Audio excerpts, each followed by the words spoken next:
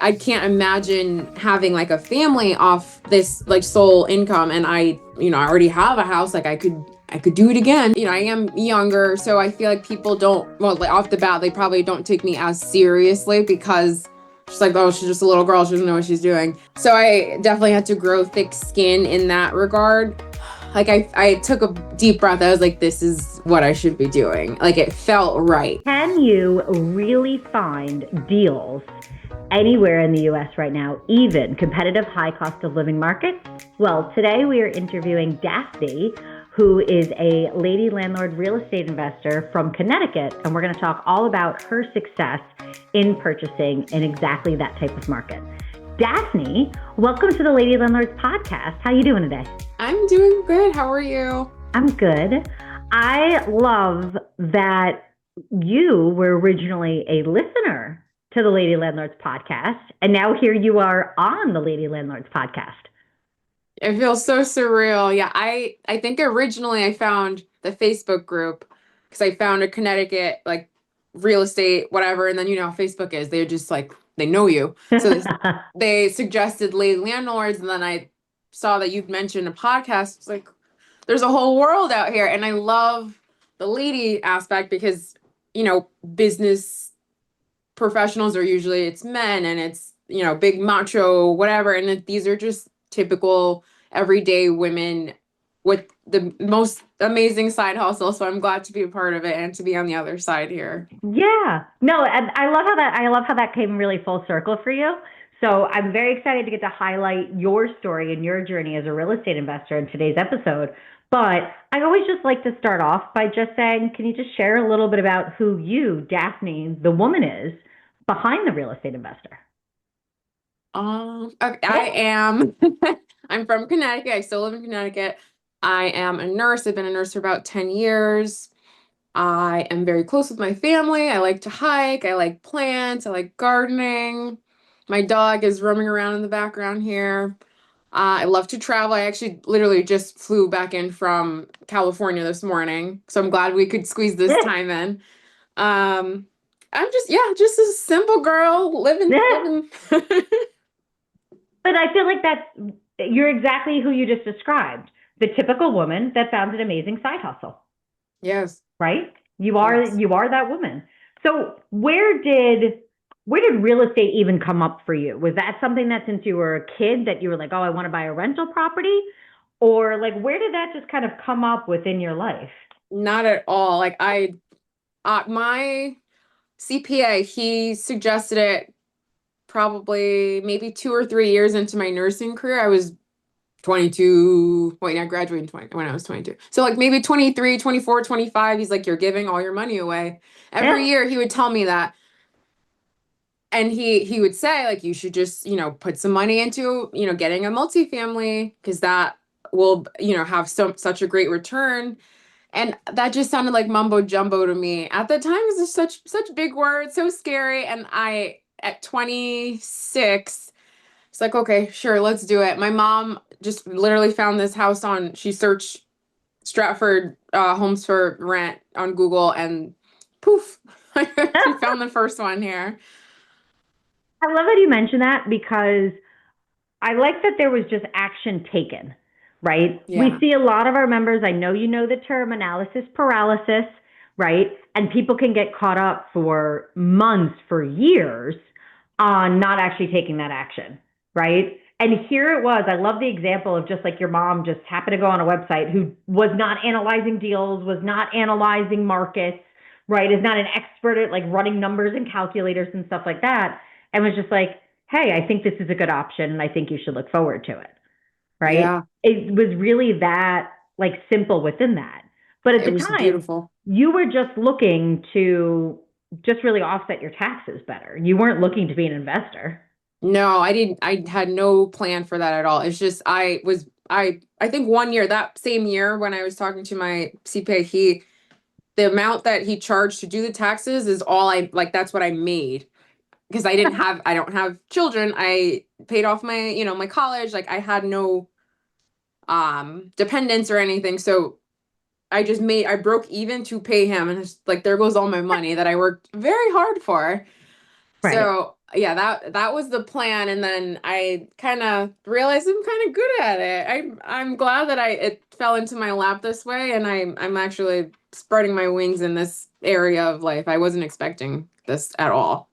Right. It kind of falls a little bit under that category of the accidental landlord, Yeah, right? yeah, This wasn't something you were setting out intentionally to do. It was more for just tax purposes.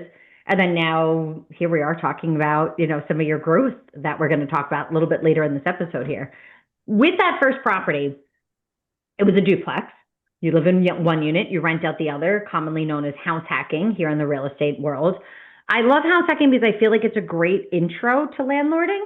yeah. How was that experience for you? When you moved into that house, were the tenants already there, or did you have to find those tenants for your first duplex?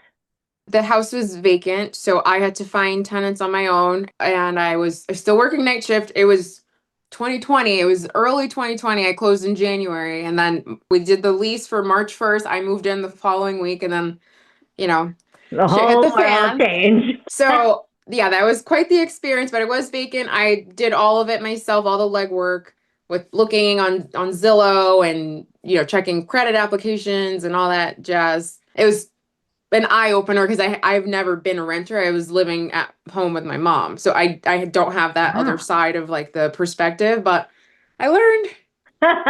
What by doing that on your own, trying to figure out how to put a listing up, how to like screen, was that a process that you were like, oh my God, this is really fun. I really like this, or were you like, I don't know, lady. I don't know what to respond back to these people. I don't know what credit score to look like, to look for. I don't know how to approve people. Where do I get a lease? Within that, like, were you excited for it? Did it make you anxious, nervous? What were your feelings, if you can remember?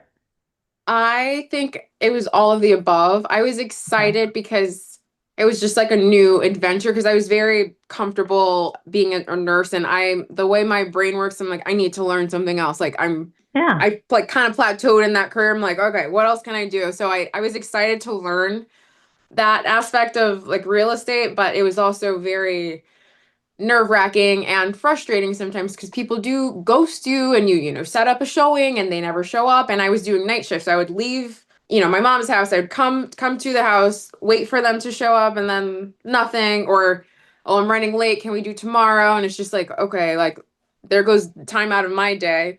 But I Right. learned how to kind of feel them out a little better as far as their communication style in itself, like how do they respond, how quickly do they respond, what language do they use, like are they actually serious or they just want to look at a pretty house, Right. Or they want to, or are they the neighbors that just want to kind of come by they and want to just see? be nosy. Yeah, Yep. And so just kind of i come i by. kind of learned personality types, and I'm a better buyer as far as that's concerned. Okay. What was that like from a time management perspective? Not only do you work full time, but once again, you're a nurse. You work interesting shifts that are rotating, that are nights, that are changing. How was it trying to then manage just the tenant screening part with also having a demanding work schedule? I didn't know at the time, what, oh my gosh, 5 years ago, that, you should do like a pre-screening and all that. So I posted it on Zillow and on Marketplace, and someone would message me, and I said, okay, great, Tuesday at 10, not knowing anything else about them. Gotcha.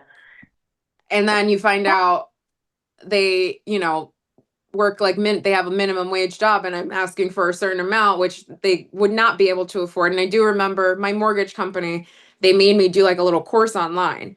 So I remember learning like you should be earning like two and a half, three times the amount of rent. I'm like, well, those numbers don't add up. So that was interesting. And as far as time management, I try to cluster the showing so I don't waste my time like going back and forth all day.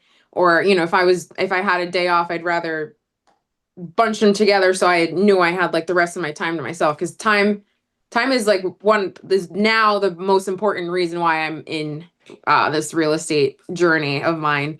Outside of Right. obviously the tax purposes are great as well, and income, but I want more time to myself, and I'm learning that day in day in through the day. Right. And it sounds like also you learned very quickly that yes, just agreeing to like, cool, Tuesday at 10, Tuesday at 2, and Tuesday at 6. is just a frantic way to kind of like run things. What No. was it like then? You found those first set of tenants, they moved in.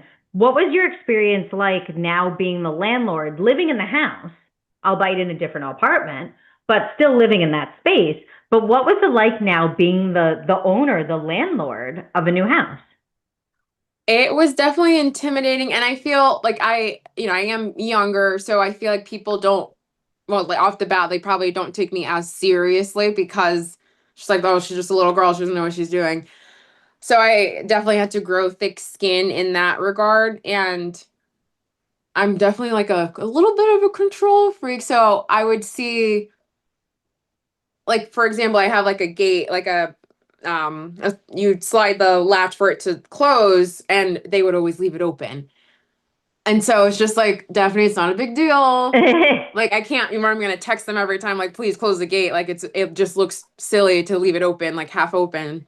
And then I Right. ended up getting a dog, so they really had to keep it closed. And we had a few instances where he ran out, but they learned. But just like little things, like how they parked the car, they parked on the opposite side, and it was I just little things I wanted to control, but I know are not in my control, and they're relatively good tenants. They pay the rent. They're quiet and sort of clean. Like, I need to mind my business. It's not, I can't insert myself into their lives just because I live 2 feet away from them.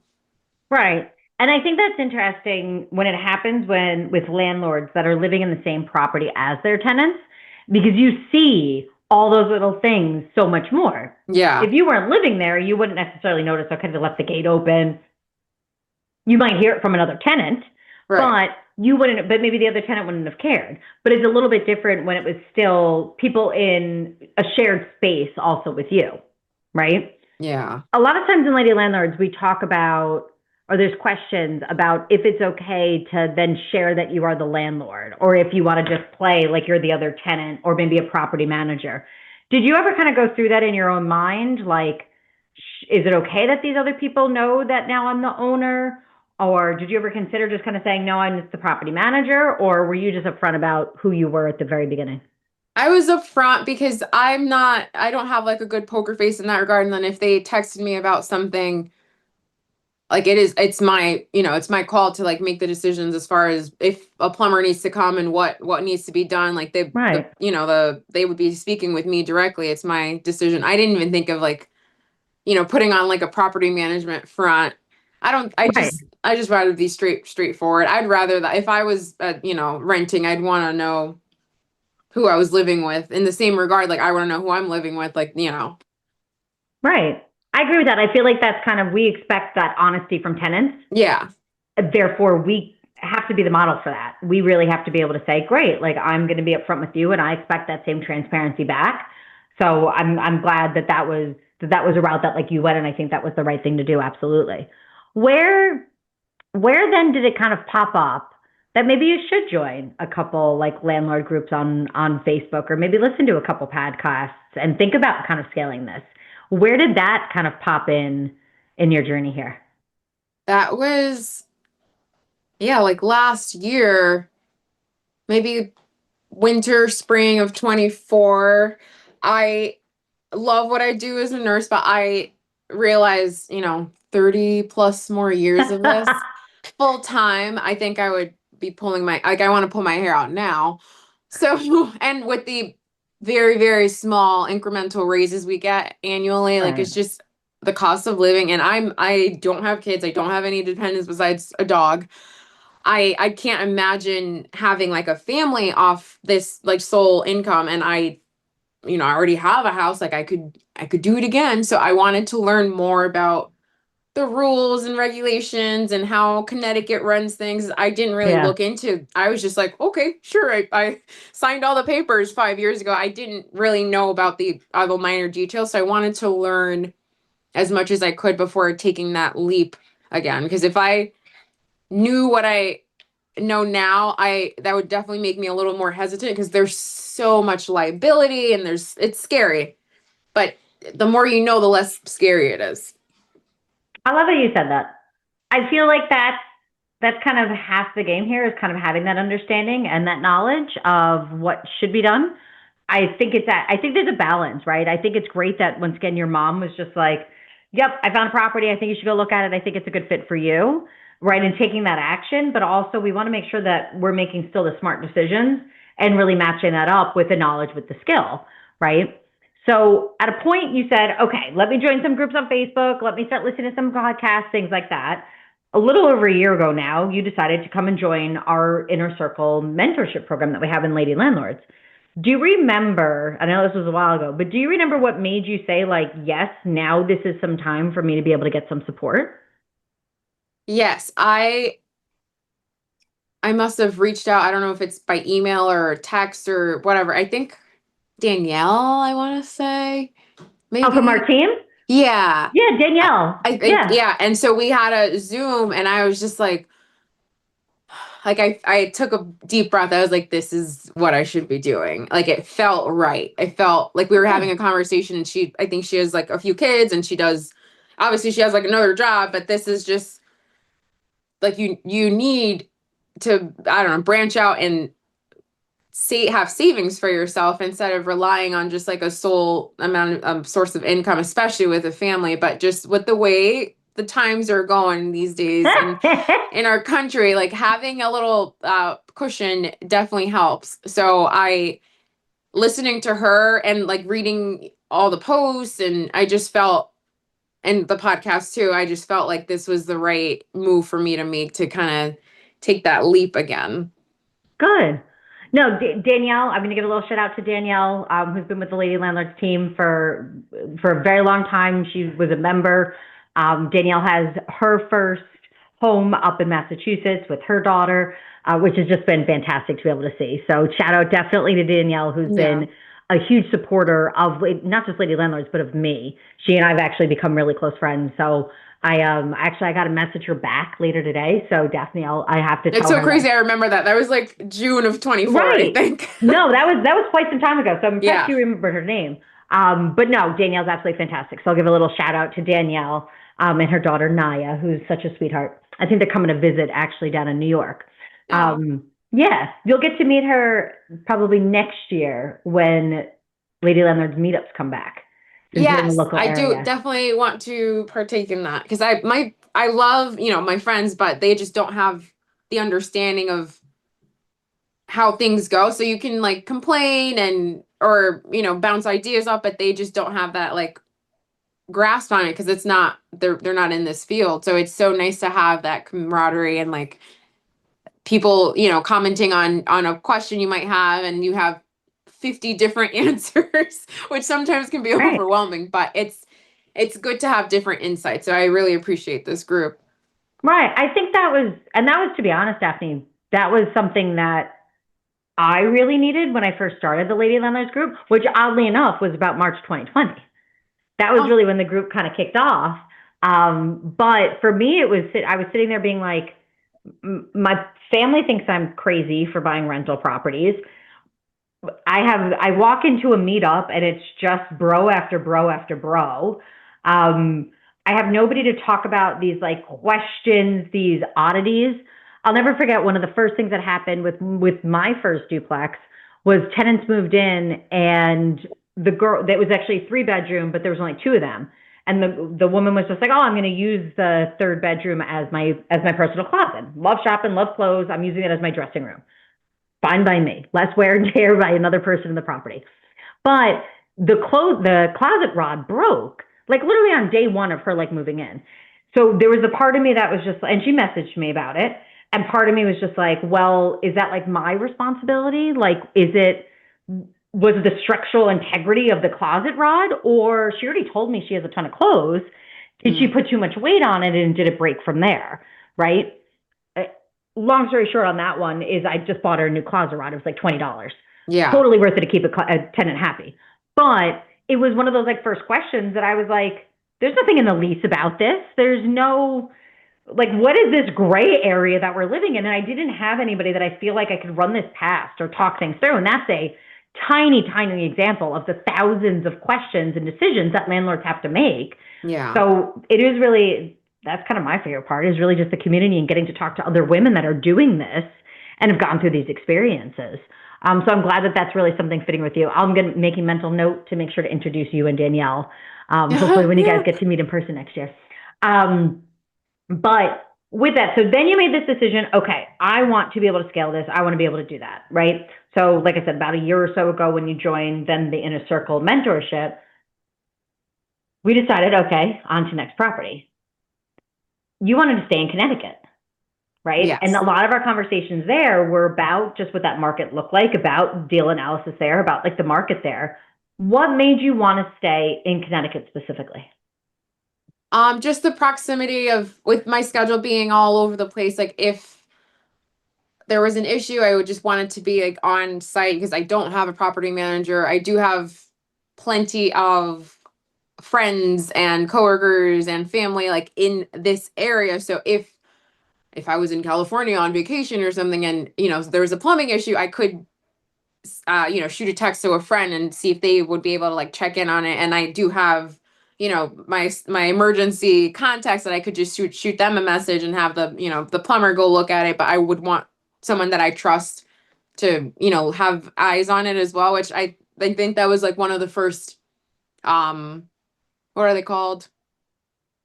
Modules. Yeah, in one of the first modules, yeah, with just like who do you have like boots on the ground, you always say. So I wanted that proximity for that reason.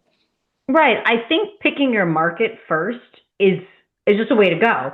You can't build your team. You can't find your realtor. Depending on the types of loans, you can't really even do that until you really say, like, this is the market that's going to fit. Yeah. And sometimes it's not all just where can I get the best cash flow or where can I get the best property, but it's also what's going to be comfortable for me, right? And having kind of that comfortability, having kind of that your eyes on a property was important. A lot of other people are probably like, Connecticut, no way, too competitive, too high cost, no way I'm going to find something there. But you did. What was your process and your anxiety about going and now looking at some of those properties out there? So much more anxiety. Oh my gosh. I found my first house in like I don't even think it was a full 2 weeks before I started looking.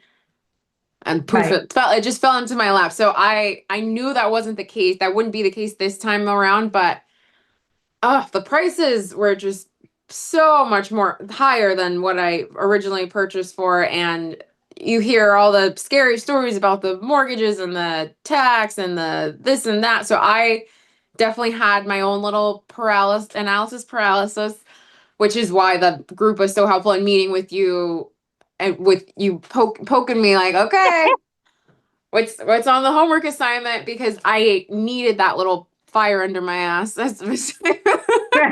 to go out and look because you just have to look. So I looked. I used my same agent who's also very like blunt and to the point, and I love her to pieces. Like she's texting me right now. So I just needed to have like my structure, which was very helpful with the modules. Yeah. To kind of like see what my plan of action is, what was my buy box, like what was my goal, and only, waste gas going out to drive to look at a property if it fit my plan. Right. What I'm actually hearing there is something that you said earlier, which was about just being more time efficient. Yes. Right. So time is everything. I love that you were kind of saying, hey, I realized pretty quickly on that I need to kind of put showings like kind of grouped together just from like a time savings perspective. Now I'm hearing you say, you liked kind of making sure to qualify a property first before actually going out and seeing it. Just as much as you didn't want tenants coming in that weren't qualified from a credit perspective or from an income perspective, you realized it also wasn't worth your time to go look at a property that didn't fit your needs or what you were looking for. Right. I wanted like a certain type of house and like a safe neighborhood, somewhere that I would be comfortable living myself. So I would never want to just, okay, that's a great price for a house and the windows are falling off and the boiler is on its last breath and no one has updated anything in the house. I don't have money to give it the facelift that it needs. There's no point for me to go look at that type of house. And my agent was very helpful in that too, because she's very familiar with the areas we're looking. She's like, this is not it. I would send her house and she's like, no, we're not doing that. That's also why it's so important to find that local expert Yeah. that when you sent a listing to and you were just like, it looks good, kind of on paper, her expertise in the area saves you a ton of time and energy being like, nope, we're not seeing that. That doesn't fit what you're looking for. Right. And you also had that trust in her to be able to tell you that. And Yeah. then and which goes really both ways. Like, that's very important to be able to do. But the fact that you weren't like, no, she doesn't really know what she's talking about. Yeah, I want to go see it. That's not a realtor you should be working with, but somebody No. that you could be like, hey, I like this. What do you think? And then her being like, honestly, that's not what you're looking for because of X, Y, and Z reason is incredibly important. I'm so happy you found somebody that you trusted for the second purchase. And I would imagine if I asked you right now if you'd use her again, you would say yes. Yeah, I Right. would for sure. Right. I would use her. She sounds fantastic. But do you remember how long it took you to find that property? Uh, we started, I would say, in the winter. I think officially probably around February. And I didn't find this second property until maybe end of April. So about 2 months. Two And we months. were we were digging, which Right. felt like an amazing, like a crazy long amount of time because this was only like 2 weeks. So 2 months, 2 weeks. But that's still a very good amount, like short amount of time compared to the horror stories I've heard with other landlords or just like even my friends in general looking for their own property. It's like impossible. So I'm very grateful for having found it. Right. 2 months, especially in an area like Connecticut where you were looking, not a crazy amount of time when you really No. think about it. Just ballpark. Do you know about how many properties you went to showings for? Oh, Would you say like 10, like 50, 100? Just I would ballpark. say maybe under 20. Under 20. So Maybe, still under yeah. 20 in 2 months, right? That ain't so bad. That's really like two properties a week. Yeah, give or take. So, yeah, Right. definitely. I don't think it really went over 20 because we were, selective with like what we were gonna go out to see. That's the key, Yeah. right? You don't need to go and see absolutely everything. I always find it interesting, and I feel like the people that are like, oh, I've been looking for like 3 years, can't find anything. Oh, I've looked at, 50, 100 different properties, I still can't find a deal. I feel like they were doing it backwards compared to you. Yeah. Where we talked about and where you were working from was, let's get planned together, let's get buy box, and then let's find the property that matches what you're looking for, rather than kind of just going out there and looking at everything and then deciding if it's going to be a fit. Right. And I Yeah. feel like that kind of changes that learning curve in a lot of ways, because you now were just looking for the thing that you needed. And if I remember correctly, I think there was a property that you found that you actually got the accepted offer on, and then it didn't, and then you had to move on from it. Yeah, Was there? that agent was being sketchy. They told my agent what the highest offer was.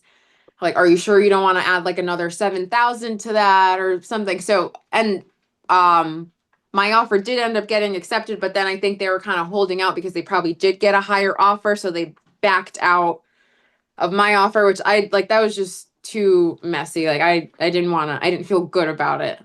They probably went back to the other person and said, "Oh, Right. now she came back, 5,000 over your 7,000. So what are Yeah. you going to do about it?" And we're use probably your offer to bolster theirs. But either way, if that's kind of how they were going to be doing business, not really a fit for probably who you want to see that through. No, I But don't respect that. no. And what's unfortunate is that that's usually on the realtor, not necessarily the seller. Right. I think if it's who I saw during the showing, he was probably about 21-year old. This might have been his first showing ever. Yeah, he just didn't have like it wasn't like a professional kind of communication. And Season, my yeah. agent's been doing this for probably my whole lifespan. So she was just like this bad vibe. So I'm glad that they backed out of it. Right. Right. And who knows what would happen with the property, but once again, sounds like, not the property for you. No. But you also decided to house hack this. And that was not our original plan.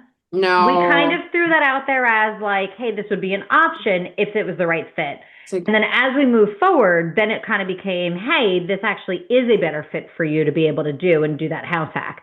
yeah. How did you feel about making the decision to switch to a new property? Sorry, this is taking it down. That's They want it to okay. be on the camera. Our parents, right? Seda will take that out right there. Yeah, so as far as house hacking for the second property, I was pretty adamant about not wanting to do it because I wasn't really too familiar with the location, but from what I knew, it was definitely like not my kind of town. It was funny that I even like went to look at houses there, but it grew on me and I fell in love with it. And as far as my current place where I am, I made it my home, which I Yeah. probably shouldn't have because I knew off the jump, like I wasn't, this is not my forever home. I'm gonna have my own big girl house one day, my unicorn house. This is not it. Like, no, none of my rental properties are gonna be my home. I'm living here to, get my owner occupied down payment. Like Right. that, the interest is a little less with that. And I knew that I would have a better chance at having like long term with my current house because my current tenants, they have in-laws that want to stay where I am, and they're lifers. They want to stay here forever. So Right. it makes more sense for me to I have a whole nother house. Guess what? I can move there for a few years and hopefully rent that whole house out and then, just keep doing it until I do get my big girl house. Right. And I love that that is such a strategy that can absolutely work. First off, I do want to say you should always be able to set up your house as a home. It's still the place you live. If you're there for a year, if you're there for 5 years, you deserve to live and come home to a place that makes you comfortable. So I'm actually glad you still set it up as a home, right? Also, if you were going to list it, if you were going to advertise it when you moved out, also it's going to look much better, much more appealing to somebody else when you're like, True. look at this, and it's going to feel much more comfortable, much more homey to somebody else. So I'm so glad that you did that for you, and so would have helped if it was a listing. Did it absolutely work out incredibly well that the family in your duplex had extended family that needed to be on the first floor somewhere? Yes. And that is Yeah. going to change the longevity of that tenant relationship that you have. And since they've been great tenants, Daphney, that worked out so well. But now you had to find a house hack. So you had to find a place that you liked. I'm happy to hear that the area has grown on you for that. But now when we're talking a house hack, that's a property that you're going to live in. Yes, the down payment gets to be lower. Yes, your interest rate, usually you get a little bit lower as well when you're going to be living in the property. But one of the criticisms and difficulties with that is finding a property that's still going to cash flow when you put down an even lower down payment. What I Yeah. mean by that is, just for our listeners out there, if I bought a property in 100% cash, it'll cash flow because there's no mortgage on it, right? If I put a 25% down payment on a property, well, it's going to cash flow less than if I put down 100%, but better than I put down a 10% down payment, right? Because it's going to make my monthly payments higher. So in this situation, listeners here, Daphney put down a lower down payment for the owner occupied, which meant that she was able to come less money out of pocket, but that was then going to have her monthly payment be a little bit higher.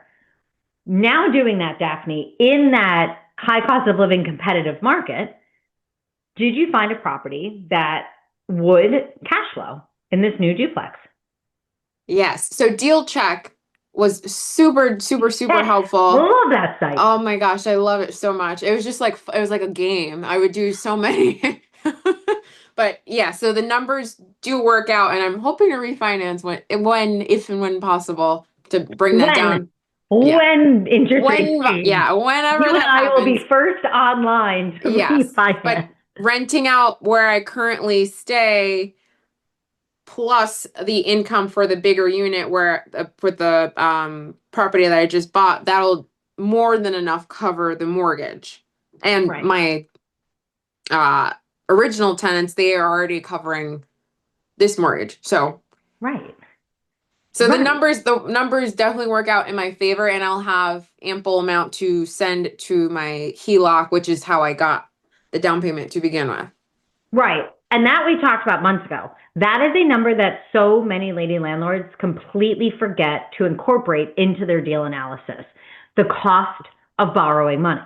So yes, was it absolutely great? You didn't need the money in your savings. You didn't have to wait years to save up from your day job to be able to pay for that. Yeah, that's great. It allowed you to leverage what you already had, but we needed to account for the cost of borrowing that money. So you Right. found a new duplex, which you're able to live in, which still cash flowed and still provided money to pay back your line of credit. Yes.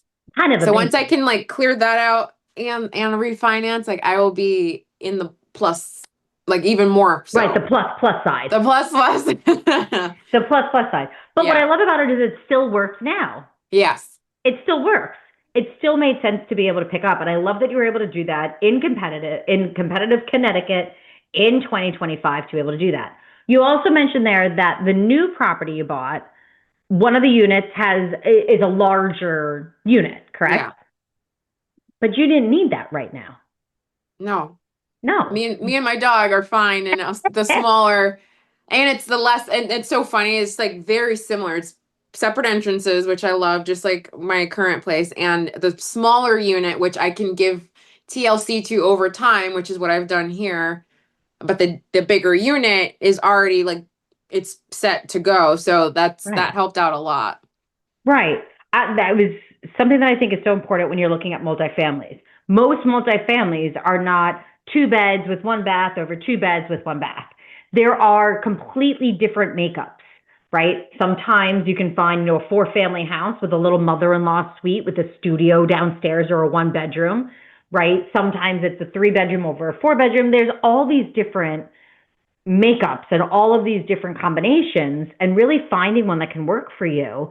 Daphney, it was a huge financial decision to find a property that had a smaller unit that would fit for you personally, and then still have the larger unit, which is going to cover the cost that you needed to, all in that one space, right? It would be very different if that property was a one bedroom over a one bedroom, Yeah, right? that's a hard no. That there's no income in that. There would have been no income in it. Yeah. But and same thing, if you were also, if you had a family of four and had to take the upstairs unit, right, in the larger unit in the new duplex, that also wouldn't have cash flowed in the same way, You're right? right. Yeah. It would help offset your living expenses for your family, which is still an absolute benefit for those that would need that. But in your situation right now, if you could take the smaller unit and rent out the larger one to cover the costs, why would you not do that? Yeah, definitely.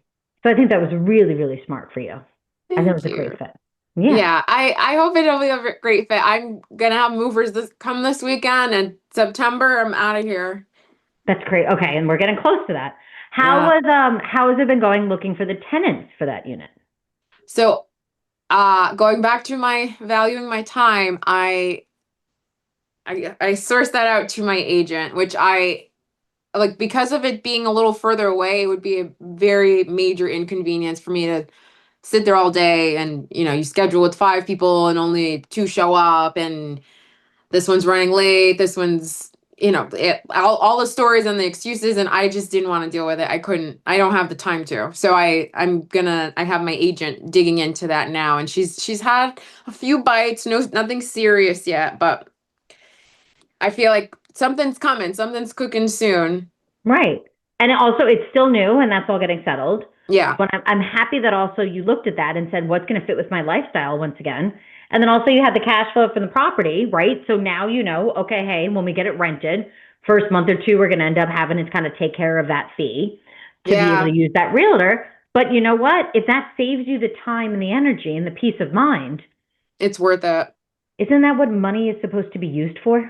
Yeah. And I'm like the older I get and more I'm into this, I like you cannot count pennies with Right. certain things, and money comes out of, comes into one hand, it flows right out of the other, and that's the cycle of life. Like that's just Right. kind of comes with the territory. Right. But I'm glad that you still really thought that through and said, right now, this is not something that I have the bandwidth for or even the like to do. It's Yeah. okay to pay out other people to do things that you don't enjoy doing. That's all Right. right. Yes. So I'm glad that you were able to do that. And I am looking forward to then hearing what happens in September now with you moving in, you getting settled, hopefully now having tenants moving in also in that same month. So that's gonna be really cool to see what happens over the next month. But what's next for you? Are you gonna want to buy another property, or are we staying kind of, where you are now? I'll coast for now, but I do have the majority of my HELOC still because I didn't Right. use all of it. So that's cooking. I definitely I think that fear I got over it last year. Yeah. Just with all the learning and the modules and the deal check, and now I know how to look at numbers. I know what's worth my time of going out to look at a house, and if, the location and what I could get for rent, and if it is it near a hospital, is it near a school, is it like I understand that so much more, so I know how to hone in when the time is right. Definitely not, I would hold off for this next year just to kind of see how things work out with this new house, but Right. definitely not going to wait 5 years. I can put that in stone. You're going to be hearing from me being Yeah. like, well, because I know your goals. I know your Yeah. goals and what you're really looking to be able to do and enjoy in your life. And there's no reason to delay that another 5 years. And I No. feel like you got a taste of that over this past year. But absolutely, take some time, settle into the new home, the new neighborhood, right? Get used to that new set of tenants, and then on to Do the it next one. again. It's kind of fun now that I know what to look for. I do really enjoy it. It's just, definitely don't want to jump at numbers just because you have to go look at it and see, I just paid for a furnace. Right. That wasn't, couldn't really eyeball that during the walk No. in, which it's, and those things come up. So I just want to like see how 1 year in this house is, because the hiccups can happen, but you have Right. a cushion to fall back on. Right. Based on that, one of the last questions I think I have for you here today is for any of our listeners out there that are sitting there being like, I want to buy another property, but I don't know if now's the right time, but I don't really want to wait any longer, but I don't know, the economy. What would you say to them about getting out there and buying another property, even if it is in a competitive, high cost of living market? Just do it. Yeah. There's always going to be what if this, what if that. As long if you know what you're doing and you have like a solid foundation and your understanding of like what your goal is, then there shouldn't be anything to hold you back from that, because who knows what the next year, next 2 years, 5 years, you don't know like how the numbers will work. But if you, I don't know, if you have like an understanding of your goal, you'll be able to make it work for yourself. Because there's always Right. going to be those little voices. I still have them. They're like back here now. Okay, right. So they went from the forehead to the back of Yeah, your they're head. in the back of my head because they still exist. They're always going to, but Right. you have confidence in yourself as a lady landlord that you're making, a good leap of faith on yourself. Right. Don't do it stupidly. No, we want to make smart decisions, right? That's Yeah. where confidence grows. But also the idea of just saying like, okay, I'm going to do this and I'm going to commit to it. It's okay to have fear. It's okay to be nervous. It's okay to say, hey, I feel like I'm taking a little bit of a leap of faith here. But the difference between a successful person and an unsuccessful person is that the successful person at least tried. Yeah. And regardless, you should have like the confidence in yourself of whether like if it works out, great. If it doesn't work out, or you didn't die, you can get up and go try again. Right. Exactly. Now we have data. Now we do things Yeah. differently. I love Yeah, that. just pivot. Well, Daphney, we're going to have you back on here when you close on the next one. But thank you very much. I really appreciate you coming on today's episode and just sharing your own journey and your own experience. I know how much that inspires other women in our community to just hear that there are other women out there just like themselves, just like you, that are able to do this and be successful. So I really appreciate your time tonight. Thank you. I really truly would not have been able to wrap my head around most of this without like the help of you and all the wonderful ladies that I've learned from this past year. Good. I'm happy. I'm really happy to hear that. That's what I always look to be able to kind of build and present. So Mission accomplished. thank you. I appreciate that. But Daphne, thank you once again for your time. To all of our other listeners out there, please do make sure to hit that subscribe button so you do not miss the next episode of the Lady Landlords podcast. We release new episodes every single Tuesday. Thanks so much, and see you at the next episode.